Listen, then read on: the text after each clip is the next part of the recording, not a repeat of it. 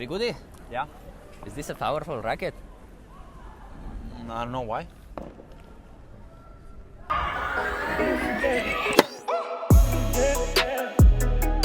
What's up, guys? Welcome back to Gladiators Tennis, and don't worry, you will see me getting completely destroyed by Areg at some point.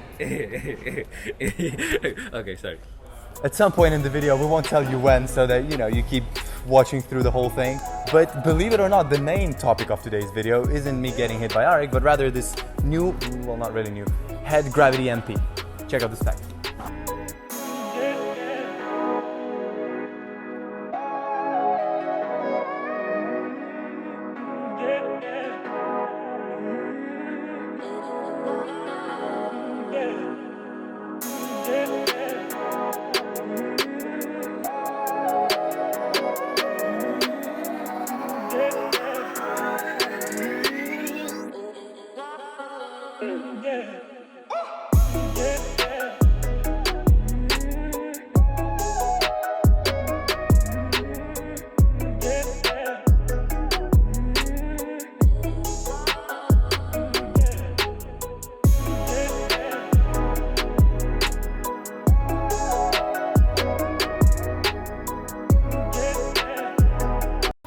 Grisha, Yeah? I got the new grabber here for you. Which is pretty much just a bad copy of my racket in a worse color. Don't expect me to like it, all right? Grish, what a positive start for your review. Okay. Yeah, so we thought filming it now would be a good idea. Won't do that again. Sorry guys, the quality is just... Okay people, I'm a little bit worried. The thing is, how do I say it? I like the racket. That's not the problem though, I like many rackets. The problem is that I've liked it more than I should have. Just so you know, my current racket of choice is the Headgravity Pro, and my particular spec weighs almost 30 grams more than this one, and in rackets, that's a lot. But okay, let's get to the playtest. Actually wait, the design. I prefer the previous one. Let us know which one you prefer. Alright, so that day I was playing really bad, like really bad. I had zero feeling, couldn't feel my body properly, and the ball almost seemed to be slipping from my racket. I was feeling all that playing with my racket, so when I grabbed the MP I thought, I'm not making a single highlight with this. And so I started playing and immediately start liking it. As I said, I didn't exactly have the feeling that day, and the 18x20 string pattern on my racket was feeling really rough. This one on the other hand has a weird 16x20 pattern, and you may think, what the f? But actually it really makes sense. You get way more power than with an 18x20 thanks to that 16, but the feeling is still really good thanks to that 20. At least that's how I've explained it to myself. Best shot with this frame has to be the topspin forehand. Very reliable access to spin that allowed me to push Areg to the sides to then finish the point with a pretty safe approach. All that spin and pretty good power seems impossible to deliver without compromising stability, though guess what? The Gravity MP does it. I wasn't feeling any wobbling or uncertainties when taking the forehands, and yeah, the stability was there. No, it's not the Gravity Pro level of stability or feel, but mine does have a noticeably thinner beam, but it's really good considering all the factors mentioned above. Things don't exactly stay equally positive when we flip to the backhand side. And although the power and spin stay, that's not what I'm looking in the racket on the backhand side. If you heavily rely on topspin defensive backhands though, especially defensive, this might be perfect.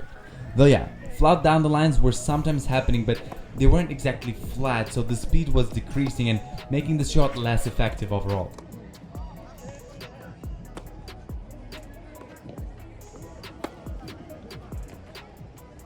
If you guys want to know how this racket felt at the net, don't ask me, alright? Because I don't think I have a single successful net approach. I'm not blaming the racket on this one though.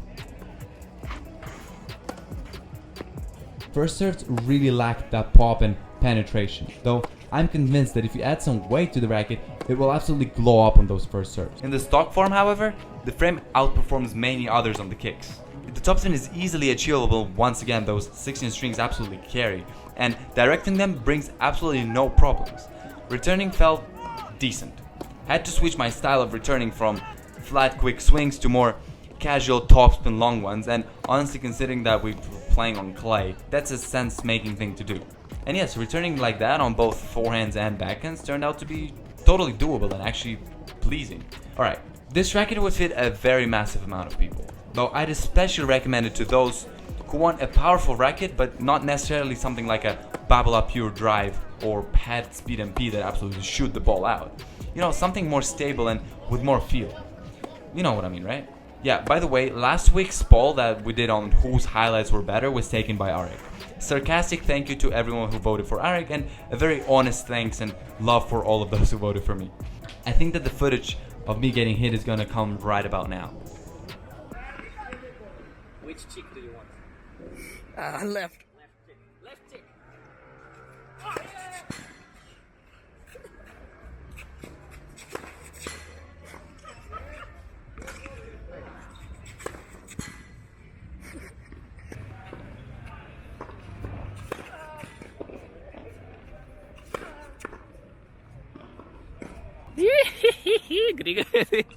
Sorry man. After getting destroyed and dying with pain, I have to make you work. Tell what we have to sell. Guys, if you like people getting hurt, Yes. subscribe Yes.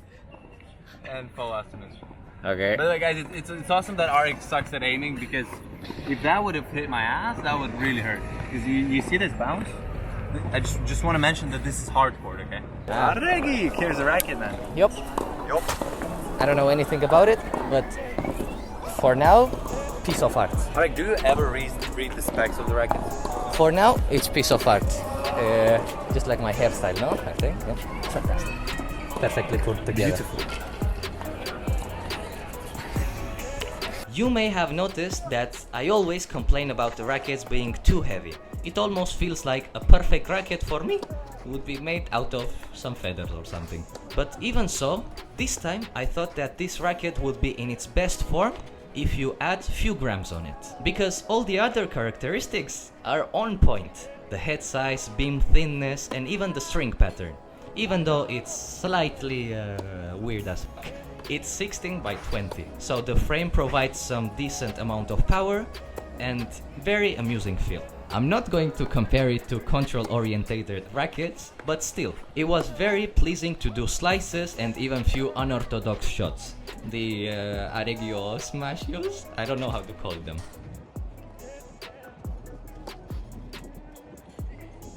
On the backhand, it felt very similar to my head speed MP. As it might not be the most stable racket, but it was easy enough to generate power or spin, and even block the ball when necessary. The similarities between this frame and my current head speed don't end on the backhand. In general, they definitely feel like they share the same DNA, it's just the gravity is the slightly skinnier brother, with its thin beam and light weight. Let's talk about forehands. I got confused a little bit.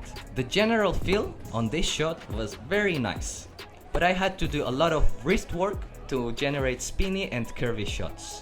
For example, on the low balls, I was moving my wrist like a helicopter, just to make sure that the ball would pass above the net. On the other hand, the approach shots were easy to do. Basically, my world was the way around. On the serves, the kicks were the highlight. After the bounce, my balls were elevating high, giving me more time. Shut up. After the bounce, my balls were elevating. You just got it! After the bounce, my balls were elevating high, giving me more time to get good position before my next shot. Meanwhile, my opponent was forced to hit a relatively uncomfortable backhand. The slice serves were doable too. I was controlling them decently and directing them unbelievably precisely. So Opelka, if you need some tips, call me. The flat serves, they were so good that I want to avoid talking about them. I can't even remember hitting them, or maybe I just don't want to remember. So yeah, overall, it's a racket. Not bad, not fantastic, but worth trying out. Especially if you're an all-court player looking for a well-balanced companion. And you know, I'm confused, so you will get the conclusions from the grades. Let's see them. Well-balanced. Well,